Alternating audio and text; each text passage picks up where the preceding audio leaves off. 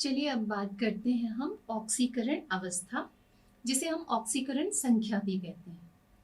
ऑक्सीकरण संख्या या ऑक्सीकरण अवस्था वास्तव में वो एक आवेश या एक संख्या है जो एक रासायनिक संयोजन में जब केमिकल कॉम्बिनेशन होता है तब किसी परमाणु के ऊपर आती है। यह संख्या उन इलेक्ट्रॉनों की संख्या को बताती है जो एक परमाणु किसी अन्य तत्व के परमाणु के साथ रासायनिक रूप से बंधने के दौरान जनरली खोता है। यानी कि जब वो रासायनिक बंध और मुख्य रूप से आयनिक बंध बनाता है तो उस दौरान वो जितने इलेक्ट्रॉन खोता है लगभग उतना आवेश उस पर आ जाता है, जिसे हम उसकी ऑक्सीकरण संख्या कहते हैं। यदि इसकी IUPAC के अनुसार परिभाषा देखें तो एक परमाणु की ऑक्सीकरण अवस्था उसके विषम नाभिकीय बंधों के आयनिक सन्निकटन के बाद उस पर उपस्थित आवेश होता है। यानी कि जब वो कोई कंपाउंड बनाता है तो उस कंपाउंड के बनाने के दौरान उस पर कितना काल्पनिक आवेश आता है उसे हम उसकी ऑक्सीकरण संख्या या ऑक्सीकरण अवस्था कहते हैं। तो ऑक्सीकरण अवस्था एक रासायनिक यौगिक में एक परमाणु के ऑक्सीकरण की प्रवृत्ति को बताती है। ऑक्सीकरण यानी इलेक्ट्रॉन के खोने को, इलेक्ट्रॉन के निकलने को।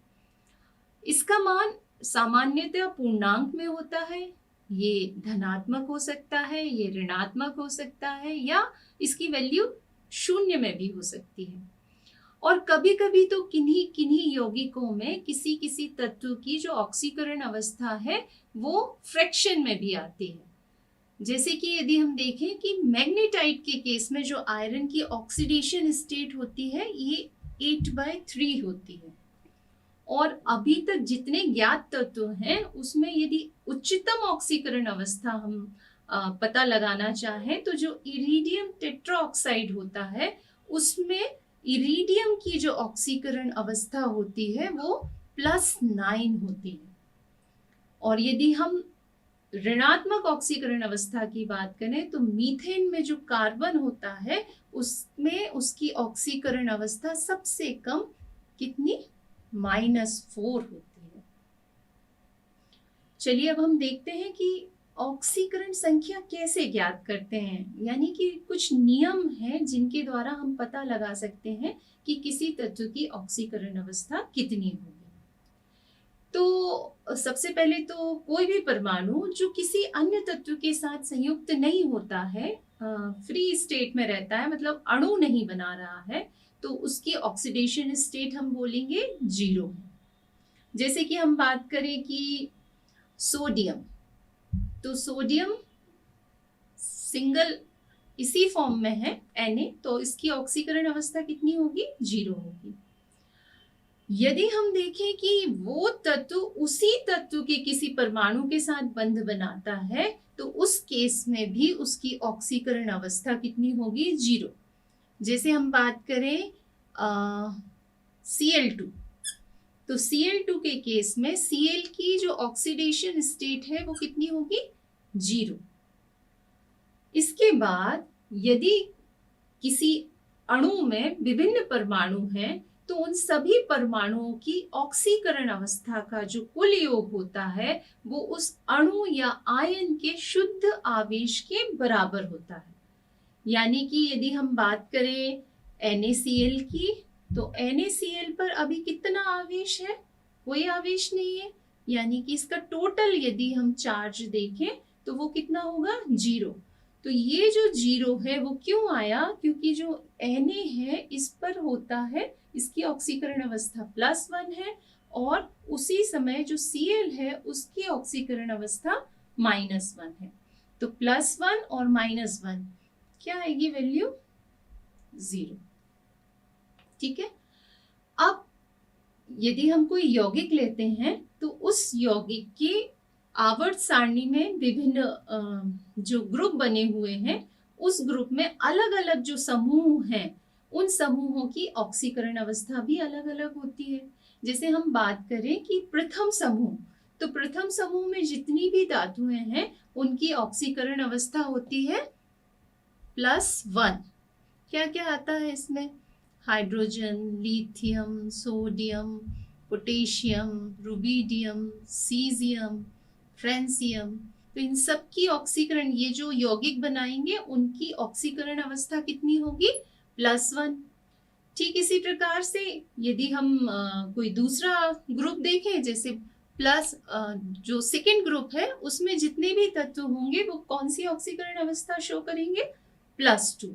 तो बेरिलियम, मैग्नीशियम का जो ग्रुप है उसमें जितने भी तत्व हैं वो जब यौगिक बनाते हैं तो उन यौगिकों में उनकी ऑक्सीकरण अवस्था सामान्यतः कितनी होती है? +2। इसके बाद यदि हम हेलोजन का ग्रुप देखते हैं तो हेलोजन वाले ग्रुप में जो फ्लोरीन, क्लोरीन, ब्रोमीन, आयोडीन है, ये सब -1 ऑक्सीकरण अवस्था प्रदर्शित करते हैं।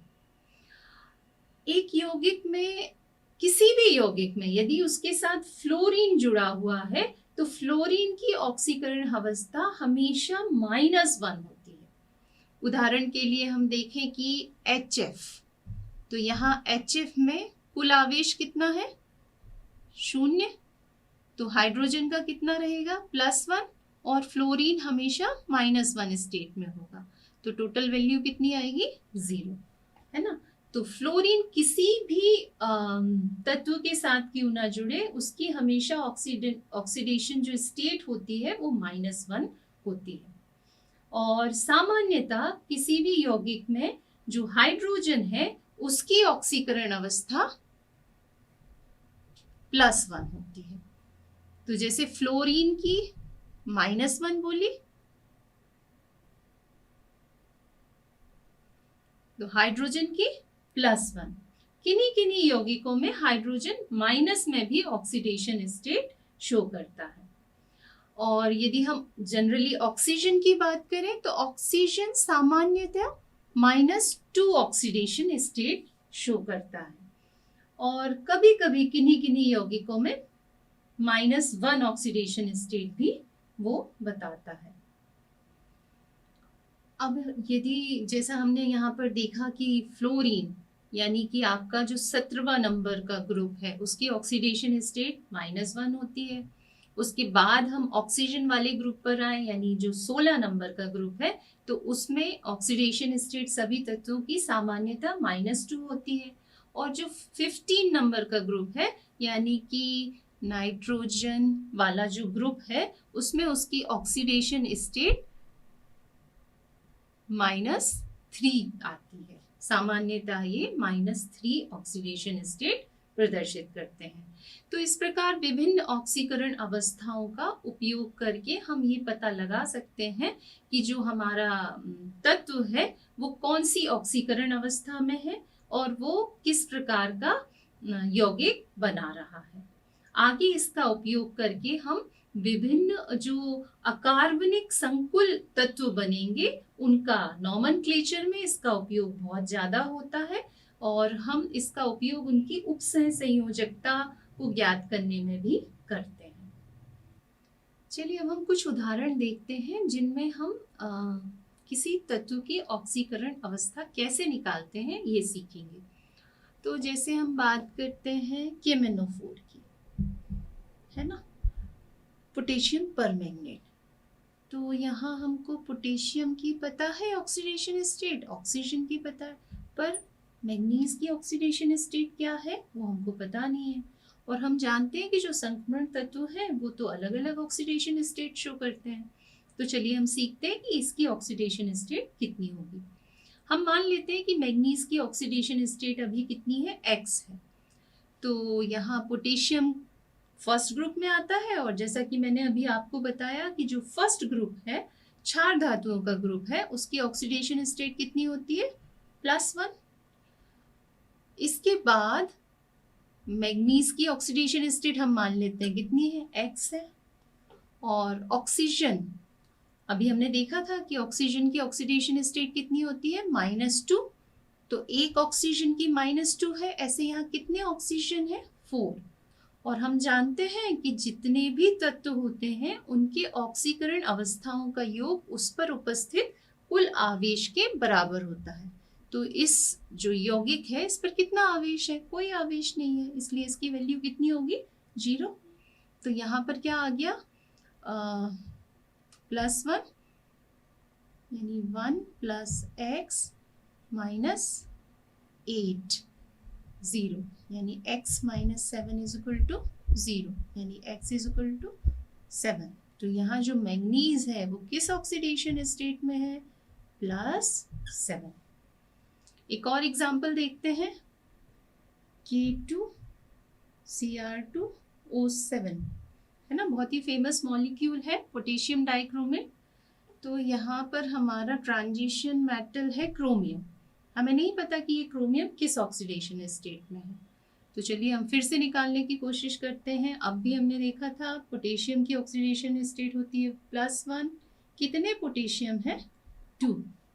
Cr की ऑक्सीडेशन स्टेट हमें निकालना है, हम मान लेते हैं इसकी ऑक्सीडेशन स्टेट क्या है? X।